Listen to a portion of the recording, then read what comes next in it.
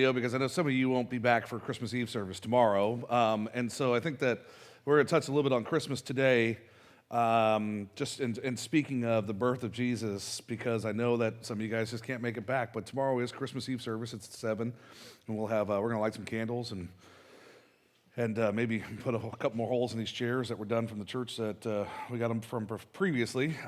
They did lots of fire type stuff, and so I'm serious, by the way. It's not a joke. But today we're going to talk. This is kind of one of. I will tell you is that when you hear this, and as we start going through it, this is one of those messages that speaks directly to me because I have a problem with it. Anybody in here? Maybe you have somebody around you that's a little controlling, maybe, or maybe you are the controlling person, or. So for me, I don't know what to do if I'm not in control, right? I don't know what to do.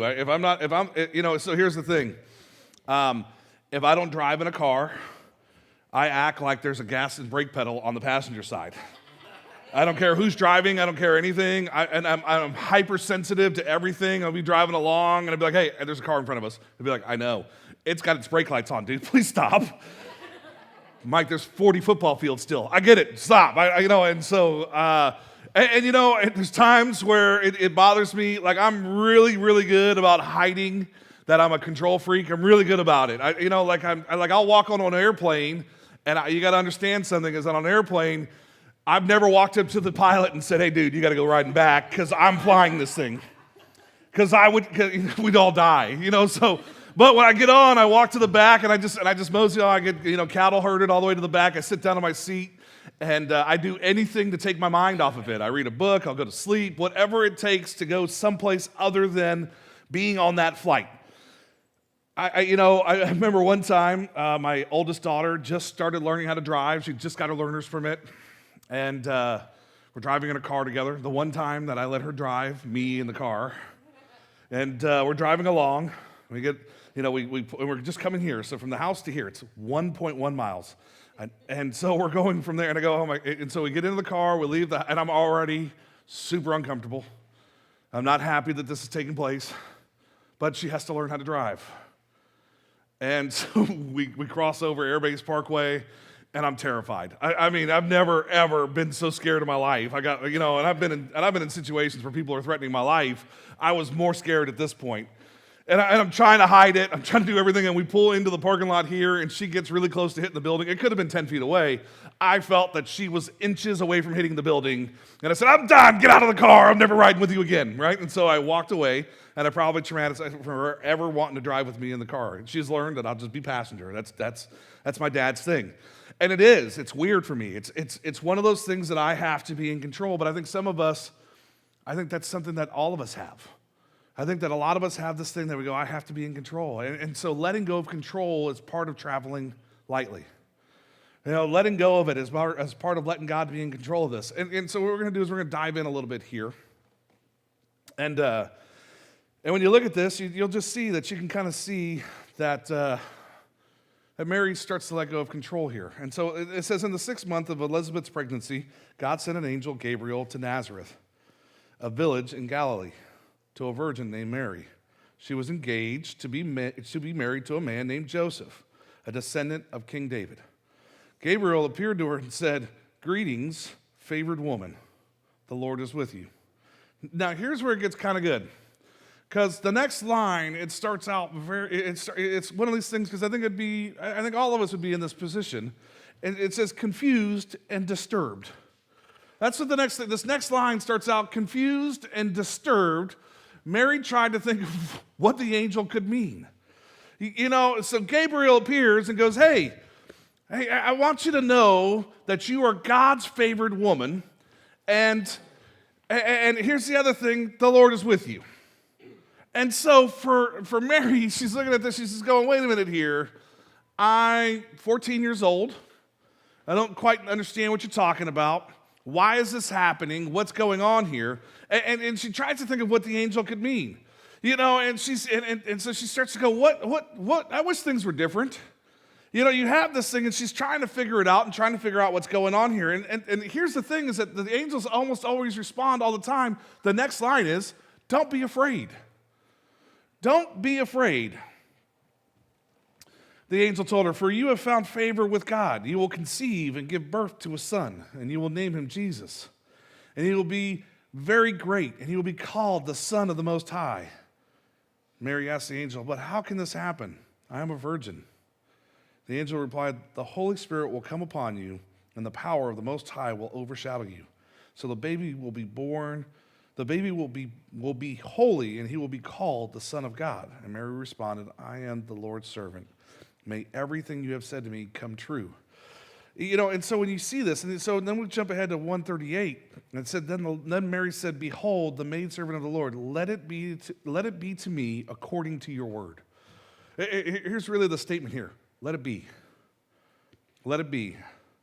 She's not controlling. She's not trying to be overly helpful. She doesn't come out and be like, well, we should do it this way. And we can go, you ever had that overly helpful person that really isn't really trying to be helpful? They're really trying to steer it into their direction. Anybody ever had that happen? You're like, I can help out. Let's do this. Let's move these things here.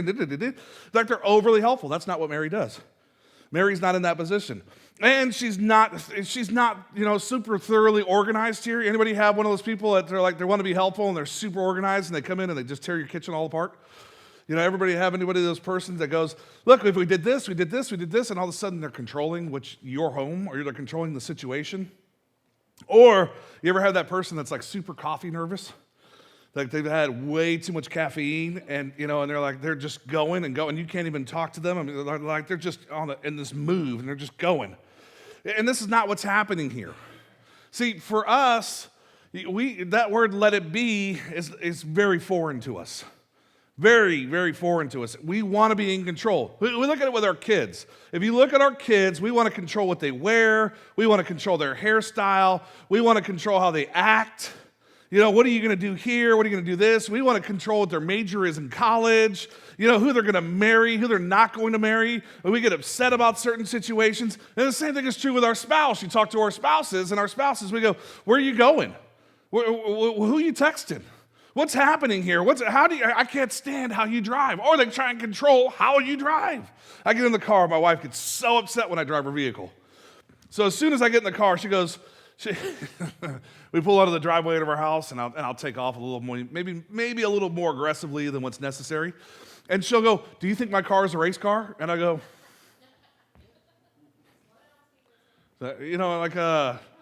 like maybe I do think it's a race car. Is there a problem with that? But that's how we do this. We try and control. We're always trying to control it. Or we try and tell them what not to say. Don't say this, or don't say anything. Shut your mouth. And so we say those things. Or you ever see somebody that they finish each other's sentences, and maybe they're not finishing each other's sentences out of agreement, but more of what they're possibly going to say. That one person's going to say something, the other one finishes the sentence before they could possibly run their mouth off and come out sideways. The problem is that we've taken this and we've tried to turn, and this is what we've done with God. We've tried to turn God into a way we can control him. We've tried to make it to where it's our God, what I want, when I want it, how I want it, and that's how and really that's what we're referring to. How I want God, where I want God, when I want God, rather than going, God is omnipresent and he's here all the time and he's always in control. And we're not allowing that.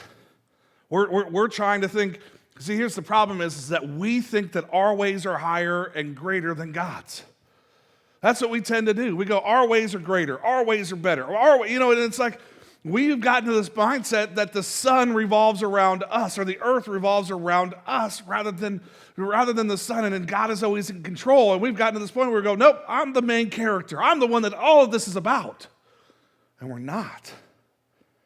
We're not. So a lot of times we get to this point where we want to control our image, what people think. Our social media best friends. How many people are on social media? Like I'm telling you, I've taken a break from social media for the last 2.5 weeks, and it has been the best thing that I've done.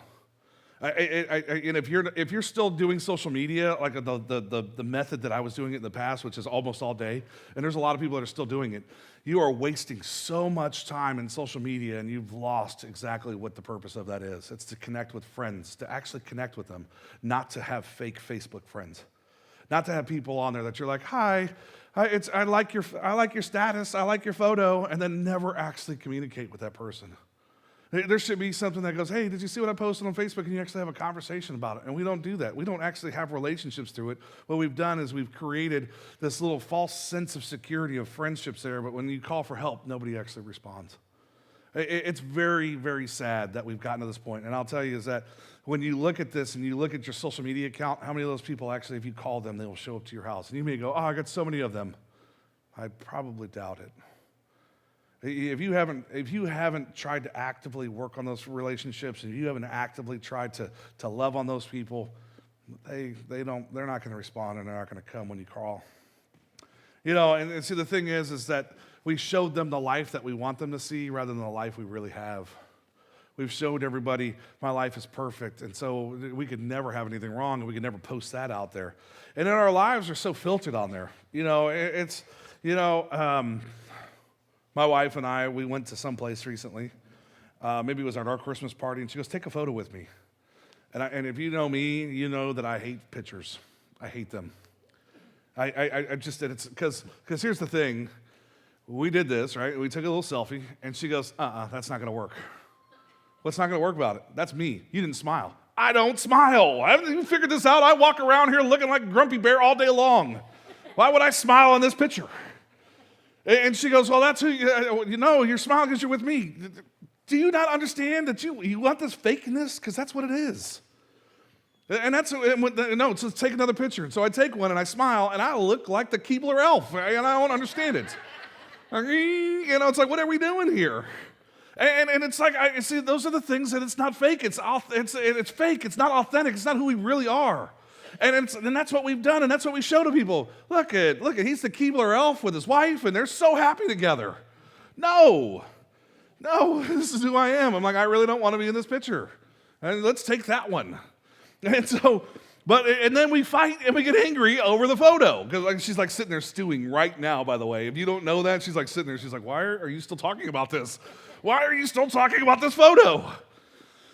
And then at the bottom, #blessed.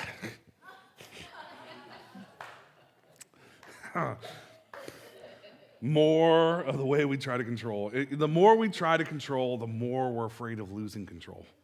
The more that we do it, the more that we're afraid. And the more afraid that we become, the more we try to control. It's just like this vicious circle. It keeps happening. And see, our desire to control is rooted in a lack of faith. By the way, if you didn't know that, our desire to control is rooted in a lack of faith. If we're trying to control things, we don't have faith that God is going to take care of them. If we keep going, I have to take care of this and this and this, then we're not really having faith that God is going to take care of it, that our children are being raised the way that we've asked them. If we don't have faith there, that we're doing what God has asked us to do, then we're going to have more desire to control it. I need to be here. I need to take care of this. I need to take care of this because I don't have faith that person's going to take care of it. It says a lot about how we train people, how we release them, and how we actually raise them up and go, this is what we're going to do with our children, with our spouses, with everything. The more that we try to control them, the less faith we have in them. And see, one of the things that happens is that when we overestimate our ability to control, we are underestimating the power of God. When we overestimate our ability to control something, we're underestimating the power of God. And I think that happens more often than we even think about it. See, here's the thing. When you look at this and you look at what's happening here and you look at the conversation that's happening between Gabriel and Mary, she's realized that she doesn't have the power to control, but she always has the power to surrender. See, at this point here, you don't always have the power to control, but you always have the power to surrender to God's control, to God's power, and go, God, you're in control, and I'll let you do this, and I'm not going to continue to try and interfere with it. I'm going to stay out of the way. You're in control. See, when you look at these things, this is not an easy time for a female. I want to be clear here, is that when you read the Bible and you see numerical accounts, if you ever see a number that's associated with it, that's how many men were there. So that's not, they didn't count the women. So when you read in Acts 2 and it says, and 5,000 came to be saved, that was 5,000 men. So that probably means that there was 20 or 25,000 people there total, because at church, if you look around, the numbers always skew 1 to 4 or 1 to 5. One guy for every 5 women. And if you're single, this is where you're supposed to be at. You should be in church, and so... But But that's what happens, is that's how it skews. It always goes. And so it's not that there's always single women here. It's just that men have this, they go, I got to watch football. I have this going on. I have that going on. And so tendency that there's women here. So when they were counting back then, they would just look and go, guy, guy, guy, guy, guy. And they didn't count women or children. So back then it was probably 20,000 people. Remember that women were paying for Jesus' ministry, but they were never counted in what was happening there. And so it's different. It's a different time then. It's and for Mary, it's not easy to surrender like this. It's not easy to go, okay, you're in control. She's a teenage girl that has hopes and dreams. She has fears. She has pressure. She has all those things that every teenage girl goes through, except for back then, it's even worse. Back then, you have things that are happening. And so when she lived, there was more pressure to marry well. You kind of understand that statement? It's more pressure to marry well back then. So you don't have this ability. So your dad, at this point, this is very bad if you're a woman back then, because your dad is in control. Your dad usually will marry in order to gain favor, to gain land, to do something, to try, and it's usually one of those things. See, back then, you had to marry in order, so if you married poorly, you could end up being broke, and you could end up having nothing, and you would be out on the outskirts of the town, where if you married well, you could be a middle class, and that's not how it is today. Today, there's that courting process, and in most parts of the world, you try and create a meaningful future. And you're not so dependent upon your husband. Well, back then you were dependent upon your husband, and here, our choices aren't so limited, right? What happens is back then they couldn't travel very far. Most people never left the city they were actually born in back then. If you were born in Nazareth, you never left Nazareth. You didn't go traveling around. You may have went maybe a couple miles away, but Nazareth was 8 miles away from Jerusalem. People never really traveled that way. They were like, maybe I'll go there. But here's the thing is that if you didn't find somebody in your town, you didn't go looking. You weren't going to be like, hey, I'm going on eHarmony. I'm going to go find somebody there. Or I'm going on Christian Mingle. Or I'm going to this place. They didn't have any of those things. They didn't have Match.com back then. They had, this is what's available. This is the stock. Go pick one. And that was it. And it wasn't like how we are today, where back then, and so maybe there was a few non-negotiables back then, but there wasn't many. Like today, we have non-negotiables, right? When you meet somebody, you have a non-negotiable? I think you do, and you may not be even talking about it. For some women, they got to be strong. He's got to be strong. What was the line I always heard? He's got to be tall, dark, and handsome. I heard that all the time. I've heard that so many times. And my wife, I'm white, and I might be tall, but man.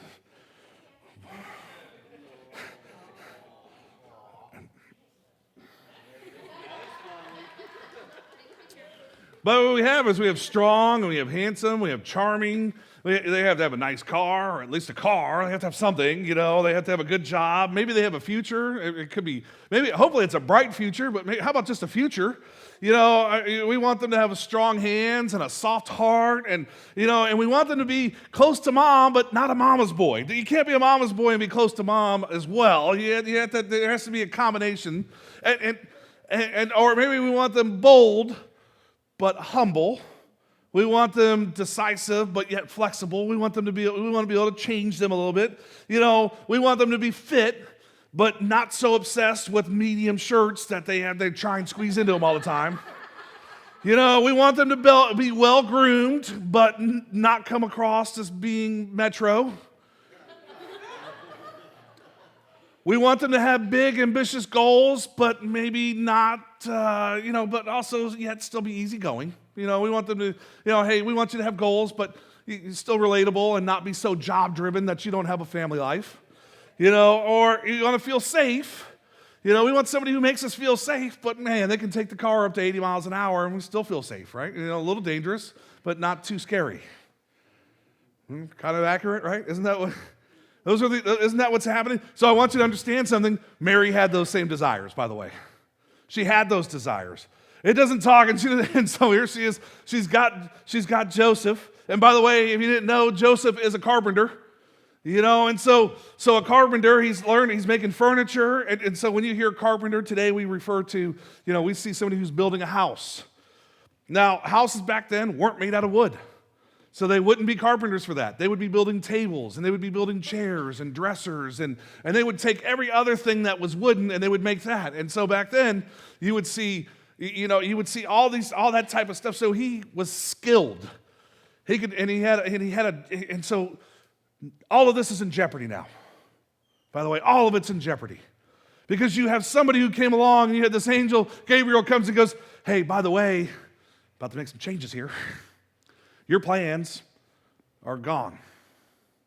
And so for somebody that has ambitions and has, and goes, this is what I want, and they don't have the option of going, you get lost, I'll find somebody else, there's other fish in the sea.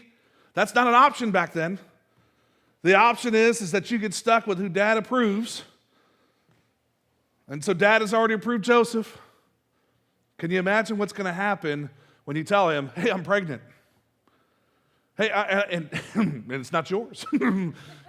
Just want to let you know that. We don't even talk about how that conversation goes.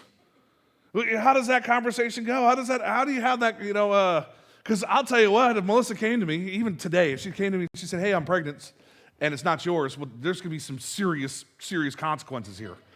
So one, her tubes are tied, so there's something really going on there. There was some forethought here. So she said, hey, I'm going to go get my tubes untied underneath his nose, and we're going to get pregnant. There's going to be some issues there. But back then, so for him, it's completely different. He's like, but an angel comes and speaks to him. But just think about this. Just think about how this conversation, so can you imagine her being dazed and going, I want to control this situation. I'm confused, but I cannot allow this to happen. Back then, it was a requirement for that person to provide a financial future. So this here all of a sudden changes things dramatically. If he leaves, all of a sudden her financial future is gone. Whatever it's going to be. She has to lean on him. And he has to be confident and caring and understand that, hey, he can't be doubting he can't be going, I don't know if she's really with me or with this other dude. He can't be doing that. That can't be the mindset that's going on. And he has to have these. So for her, she's giving up a lot to give up that control. She's giving up a lot.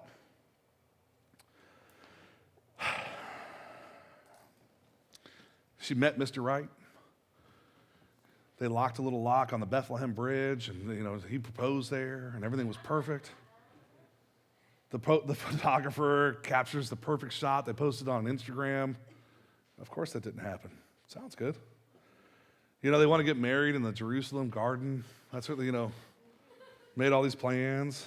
They only wanted to have 2 kids. They wanted a junior, a Joseph Jr. and a Sophia. All the plans she's having to give up.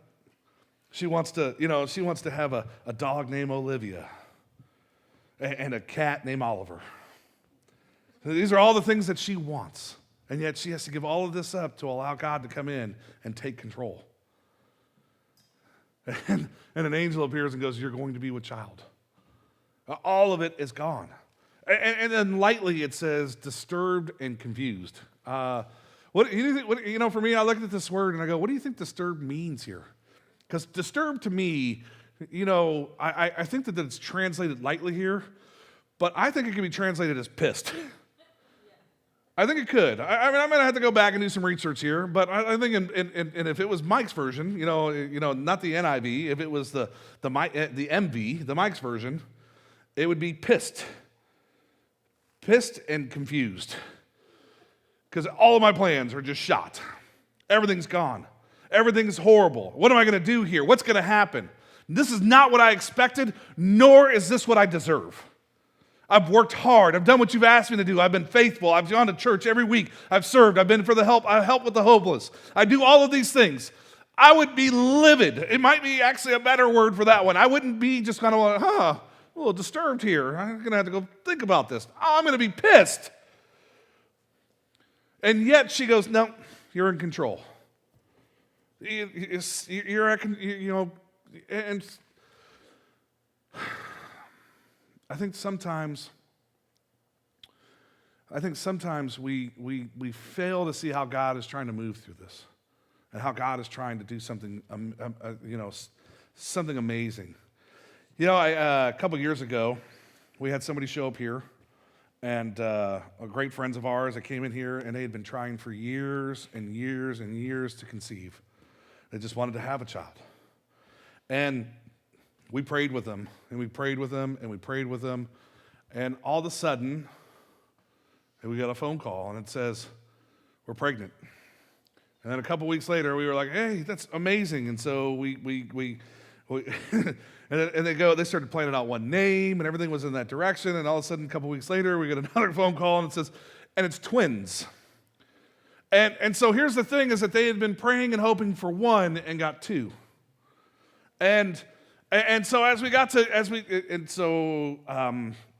and guys, I'll tell you is that the couple were faithful until he took a job in Ohio, and they were here every week and supported us throughout everything that we had going on. And when you talk to Brett and Nick, because I'll just go ahead and say who it is that they will say is that prayer and God did something amazing, because they had no idea that they were not only get blessed with the one, but they had to have the two. And so when they go, we don't know if it's going to happen again, God goes, I'm in control here. I'm going to do it in my time. They wanted a child but couldn't conceive and ended up with two. We forget that God is in control, and so when we start going through and we go, I gotta try and do this in my timing. I gotta do it this way, and I gotta have control with this. Instead of going, God's in control and He will deliver when we're ready for it. We're going, nope, it's gonna be my way. It's gonna be on my time. And it's gonna be this way. And God goes, nope, I'll be faithful when you're faithful with me. When you're doing this, when you're doing these things, and when you're see, it becomes one of those things when we start looking and going, how do we do, and how do we listen, and how do we do these things? I think some of us, we have major things that we're going through, and we go, I'm going to be in control here. I'm going to take on this, and I'm not going to let go of it. And sometimes it's a health challenge. Somebody gets sick, and all of a sudden we go, I have to get, what am I going to do here? What's going to happen? And so we try to be in control rather than allowing God to be in control. And so sometimes, or we're dealing with a loss, and we won't accept the loss. I talk to people, and I've talked to people where they've lost somebody in their family, and they've lost somebody from the past, and they're still dealing with it years and years later, that they're still reliving that day as if it's the first day, and they're trying to control it. If I would have did this, or if I would have had this happen, or if I would have been there for this, that wouldn't have happened. And you got to remember is that you're not in control of those major situations. You're not in control of those things. That God is in control, and we have to allow Him to have that control. We have to allow Him to, when He goes, I'm ready to call somebody home, to allow Him to call them home, and not to dwell on it and go. And so we have to be able to start moving through those things. And I know that it hurts, and the loss hurts, but we also have to go, God, you have something in store for me.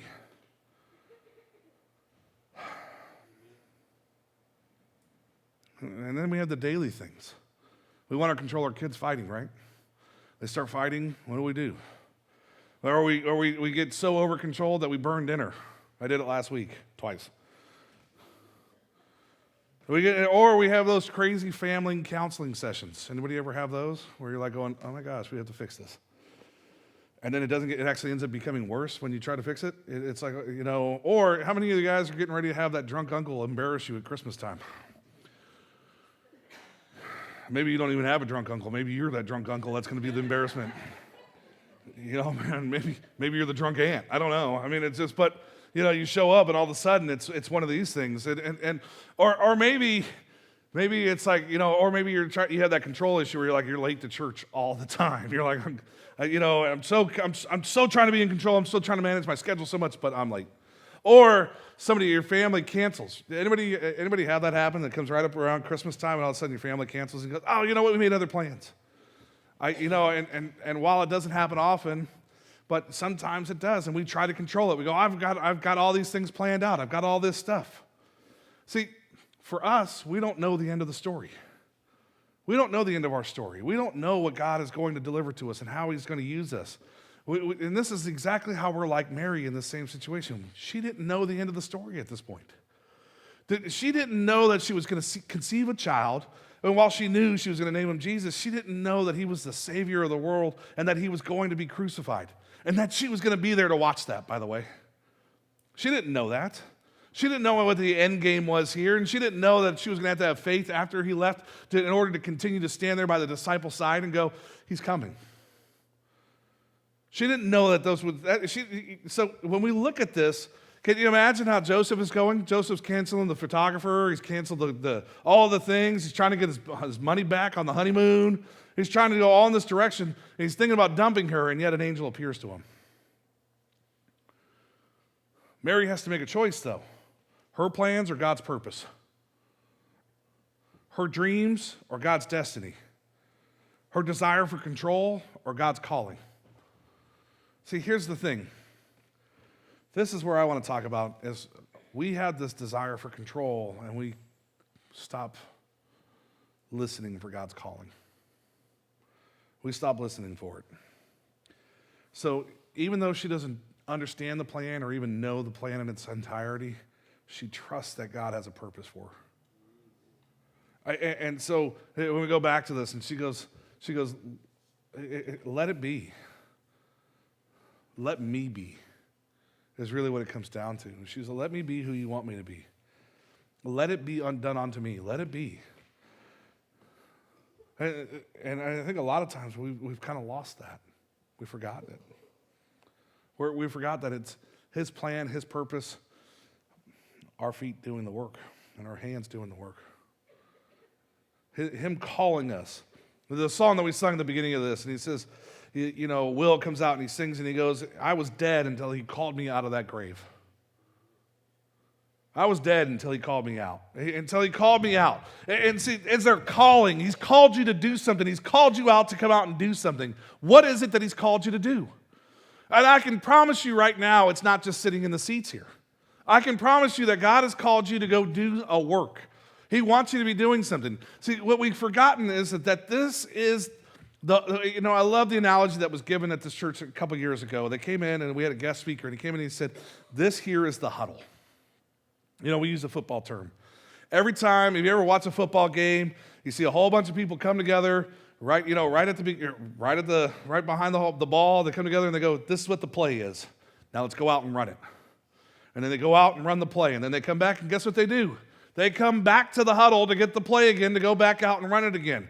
That's what this is. This is the huddle. Church is coming together and go, what is the play? Now let's go out and run it. Let's go make disciples. Let's go reach this community. Let's go reach this, wherever it is. Let's go. Some of us have been called into missions. Some of us have been called into missionary work. Some of us have been called to go to places that we don't ever thought that we would ever dream to go, but yet you've been called. And you were dead until that calling came, but now you're allowing yourself to rot sitting there waiting for the calling to come to fruition because you're not moving forward. You're not stepping into your calling. You're just going, nope, I'm going to sit here stagnant. When something has a lack of motion, it dies off. That's why when people retire, they don't last very long because they stop moving. And it's like for us, we have to stay in movement and we have to stay in perpetual motion in order to fulfill the calling that God has given to each one of us. How many of us are just standing stagnant when God has said, I've called you to go do work? You're sitting there dazed and confused. Not disturbed and confused. It's like you're high. What am I supposed to be doing? You're dazed and confused. You're just, maybe he told me to go do something. And so you're trying to control something that's beyond your control. What do we have to do? And what do we need to surrender and go, God, you're in control and I'm going to go in that direction. When you see how Mary responds here, she goes, you're in control. Let it be. Is it your relationship?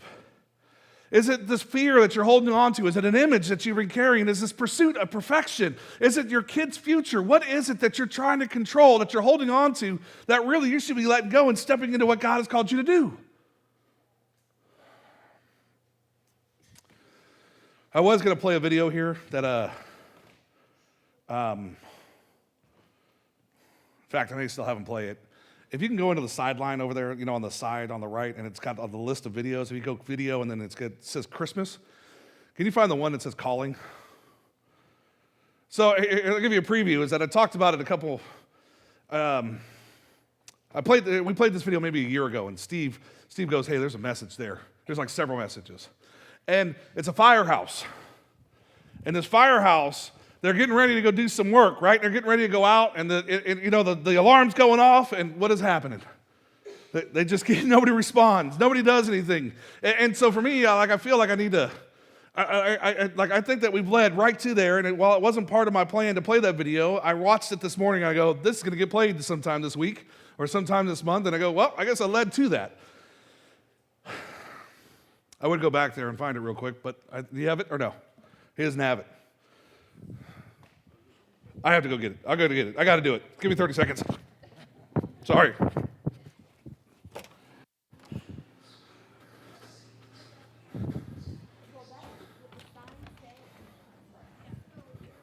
So here, let me see. Right here.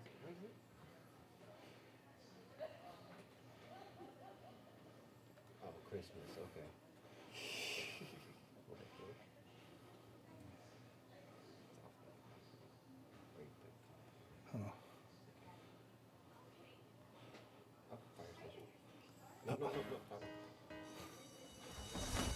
You might have to Okay, go to it. this is it. We're going out.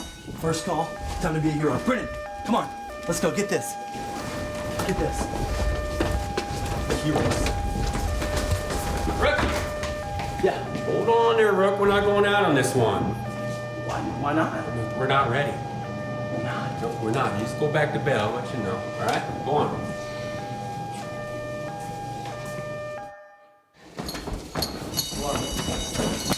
Hey, Rookie. Get back to work. We're training. No. The alarm. We're just training. Go. We're training. Do it. Go.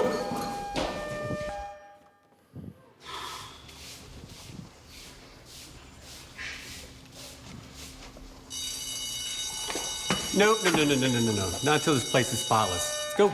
Come on.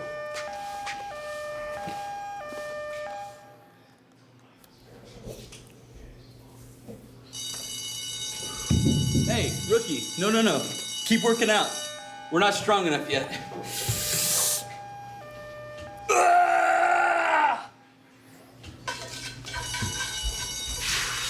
No. Not yet. It's not a good time. Not a good time.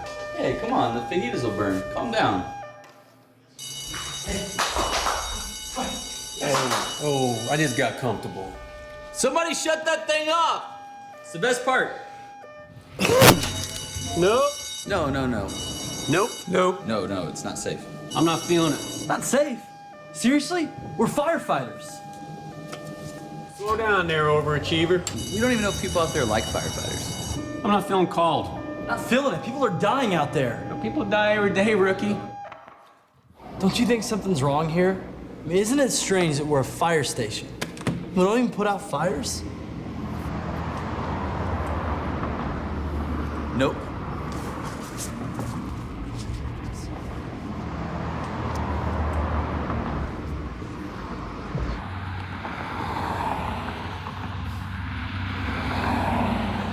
Nope. We're not getting this one. There's other stations. Come on, it's right next door. Hey, if they want our help, they come and ask us. Well, we go over there acting like we're the big shots. We got all the answers. Hey, they may not even want our help. Help me! Hey, they could be talking to anyone. You firefighters, help me! I gotta catch this call here.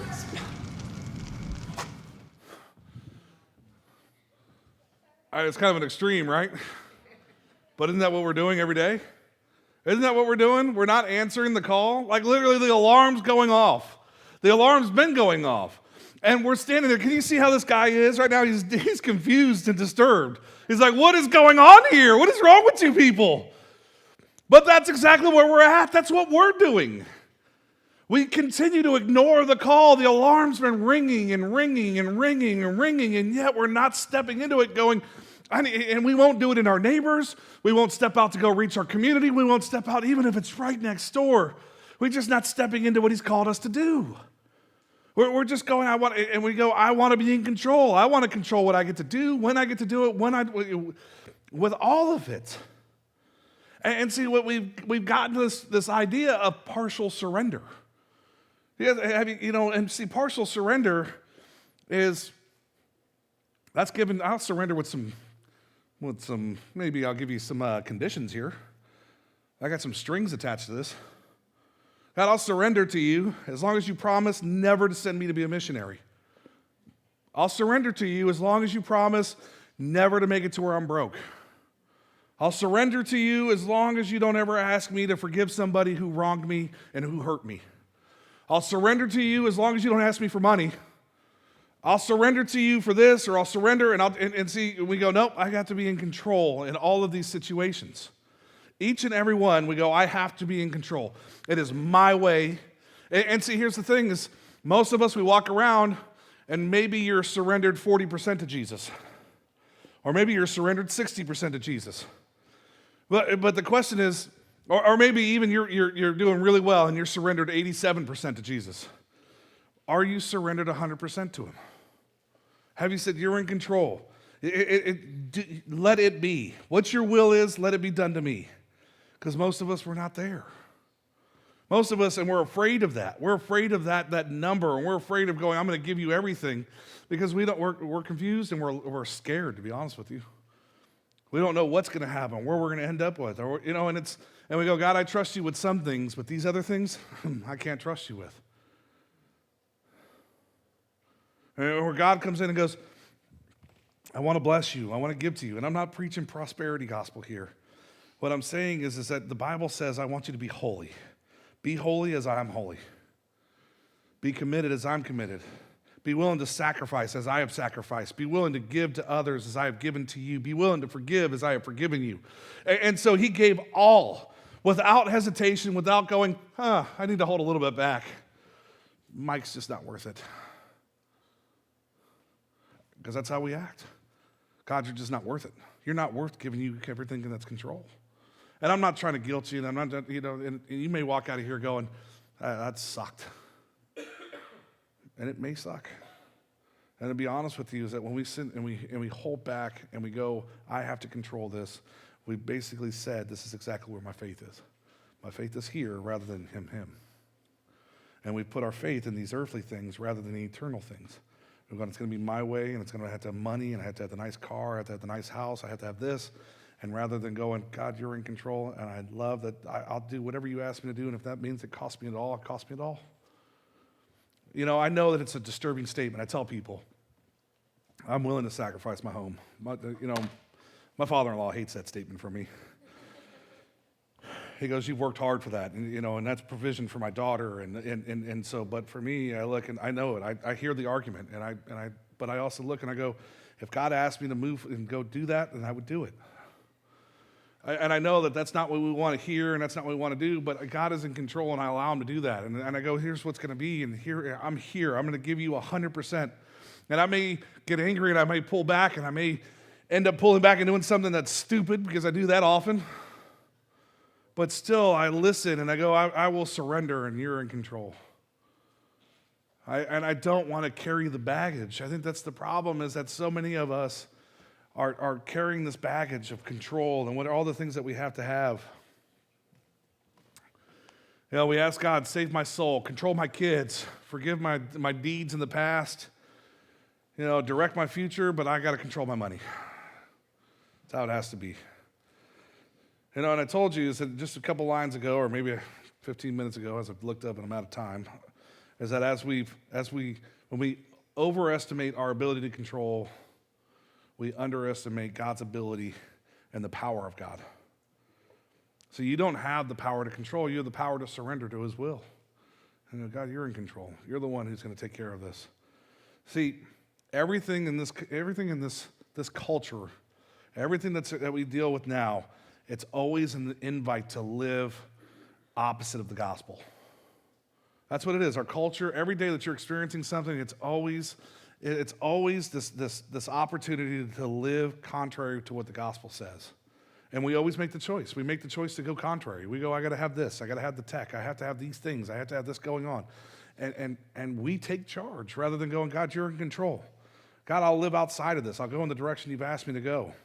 See, we think that we control our destiny. We've heard so many of these self-help talks and these talks that we think that we control our destiny rather than God allowing and making it happen. That's where we've gotten to. See, in order to find your life, that's what Paul says, in order to find your life, you have to lose it. And most of us aren't willing to do that.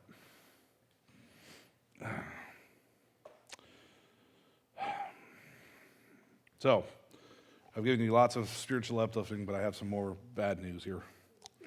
See, surrender isn't a one-time event. Surrender is a daily choice. You have to get up in the morning and you have to surrender daily. You know, I just imagine Mary running through the chaos of life. On the run, Jesus is missing. You know, kids picking on him. Then he goes to the cross. Can you imagine all of these things? Jesus in the garden comes out and he goes, and even this, even with all of his things, and the line that Mary says at the beginning of this, let it be according to your will, he says in the garden, let it be according to your will. If you can take this from me, take it from me, but into your hands I commit. I give this to you. Take it. And see, and we look at this, and so we have this choice sometimes. Every day we're giving these choices, and see, it's this illusion of control.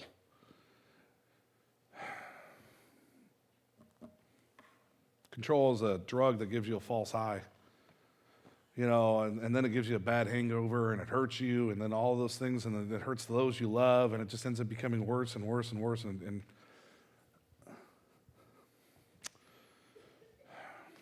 see, what we fail to realize is that God can do more through us when we surrender than when we control.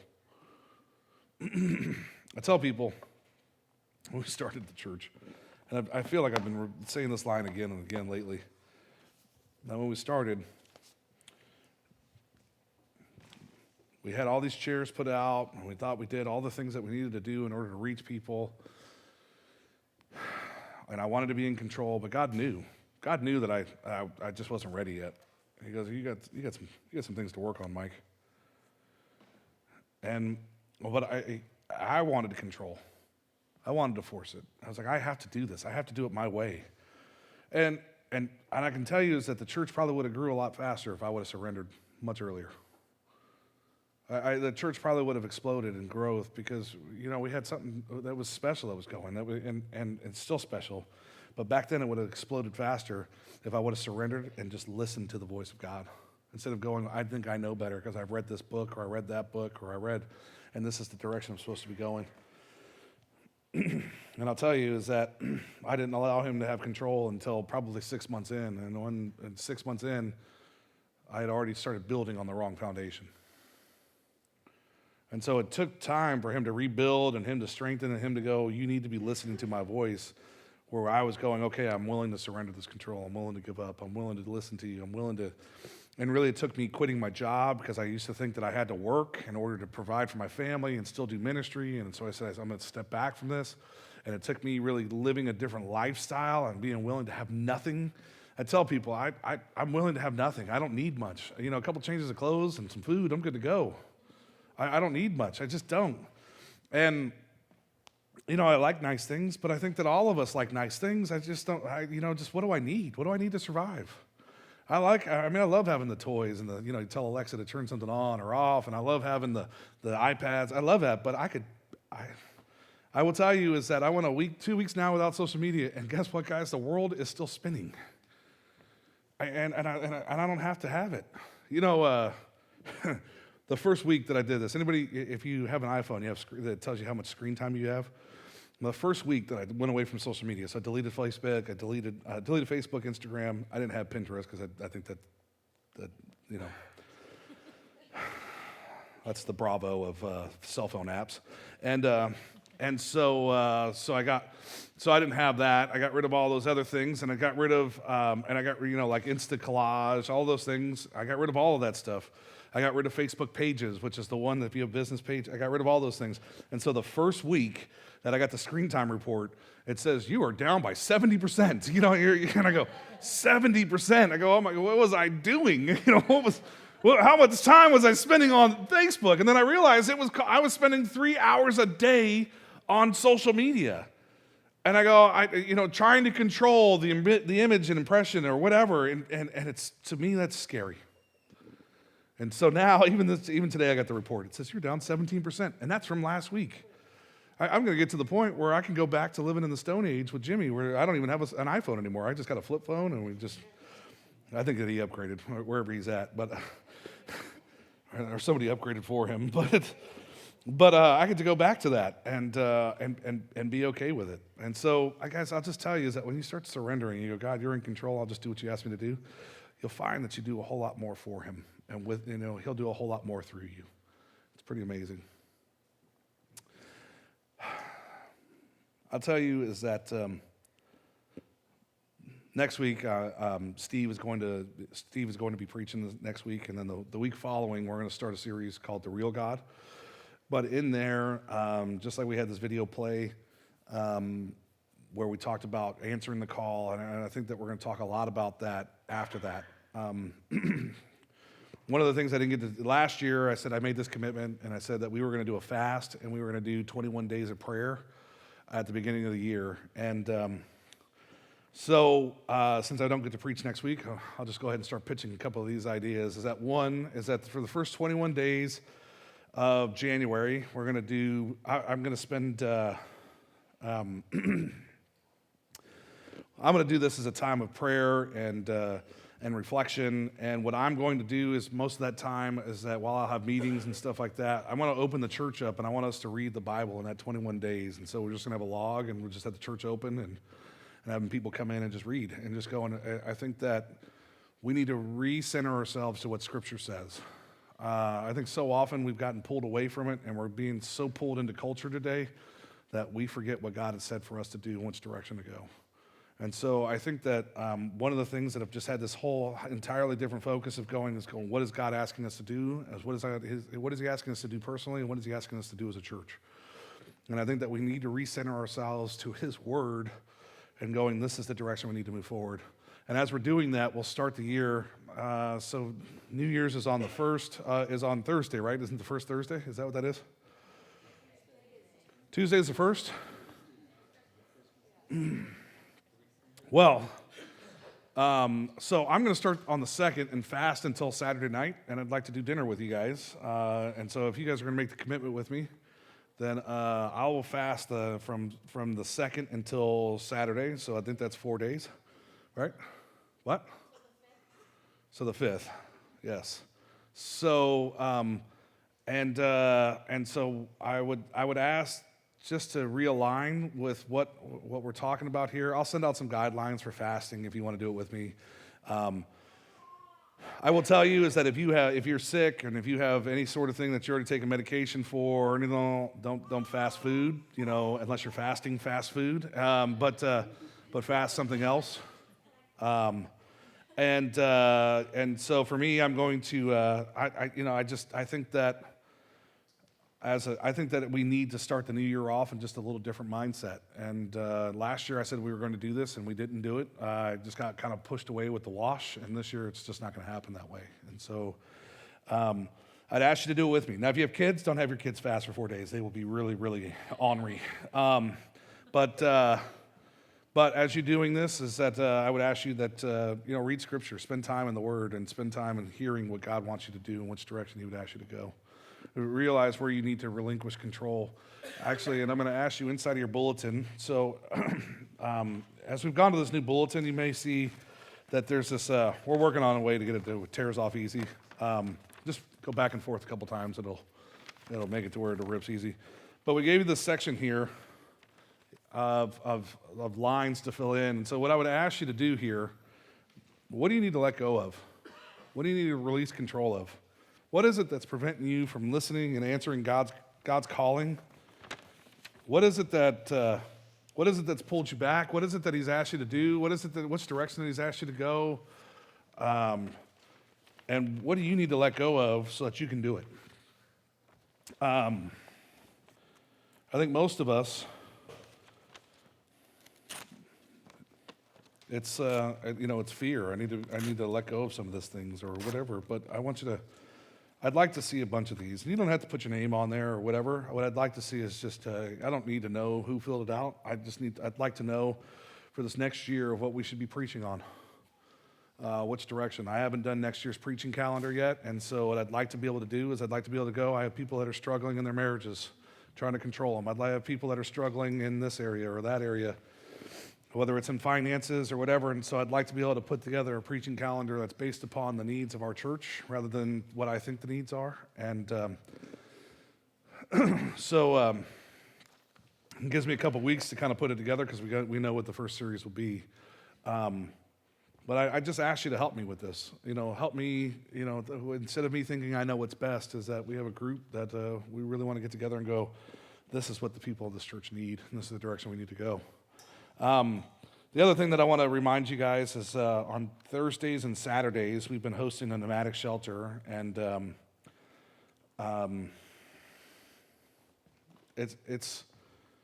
will tell you is that last night here in our building we had a baby, and we had a 7-year-old and we had a 9-year-old, and so the hard part about having children here, when you do this, and the hard part about having children is you go, I want to save them and I want to rescue them. But I will tell you is, along with that, we had 23 other adults that ended up staying here last night. So there was 26 people that slept here on our floor or, using mats and stuff. And guys, I'd ask you to help continue to make that ministry a success, whether that's serving at it. So it's awesome that we've had people that have said, I feel that I'm called to serve there. I feel that I'm called to dive in there. I'd ask you to step in and go, what can I do? Because I'll tell you, the best part about that is when you sit down at the table and you share a meal with them and you just ask them how their day was and you try and find out how things were going. It's just really to listen and just go, the easy part is the cooking. The hard part is being vulnerable to listen and go, because your heart starts to hurt for them and go, how can I help? And so what ends up happening is you end up being used by God to actually help get some people, they get to know that they're loved because somebody says, I love you to them, and somebody says, I want to help you and I want to get from where you're at to where God wants you to be. But then maybe you'll make a phone call for somebody because sometimes it's within your power to do something. And we don't even think about it. You go, what can I do for them? Well, maybe it's just as simple as helping them get. I had a guy last night go, I can't get to my medications. They're waiting for me at Target. I just can't go get to them. I said, well, I'll go get your medications. Sometimes it's just as simple as that. And I'll tell you is that as we're running from that calling, when that calling can be as simple as going and helping somebody get their medication, or helping guide somebody, or just being somebody that they feel that they can vent to. Guys, we have to get to this mindset of going. Stop getting into this mindset of going. I'm gonna try and control every situation and go. God, you're in control, and what do you want me to do, and what will you have me do? I'm expecting big things this year. I just am. As a church and as a community, I'm just expecting something, and I don't know what that looks like, but I'm expecting something big as a church body. And I'm excited to see what these connection cards look like, and I'm excited to see what we're going through as a group, and how can we help relinquish some of that control and start doing what God has asked us to do. Let's pray. Father, thank you for today. Thank you for your son, and thank you for Mary, and thank you for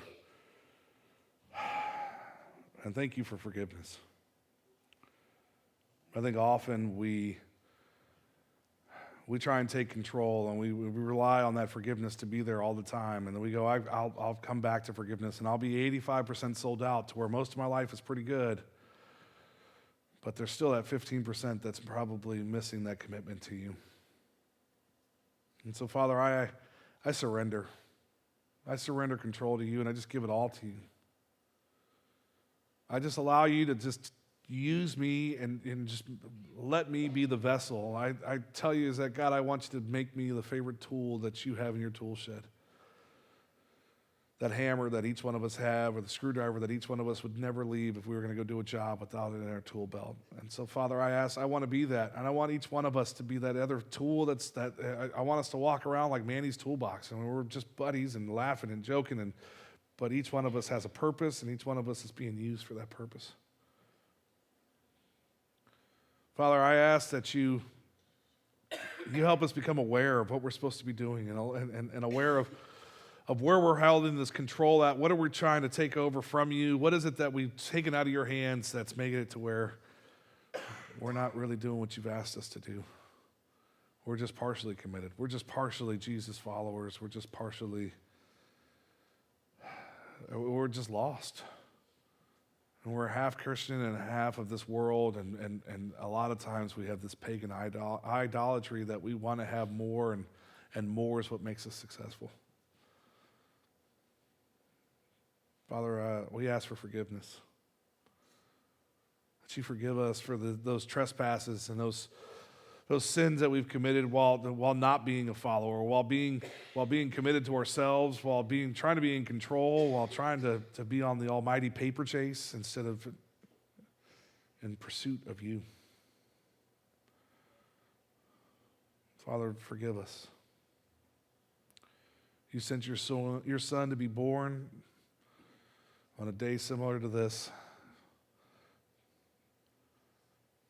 for us to be forgiven, for him to pay for our sins. All we have to do is ask. So, Father, we're asking. Father, thank you for today. Thank you for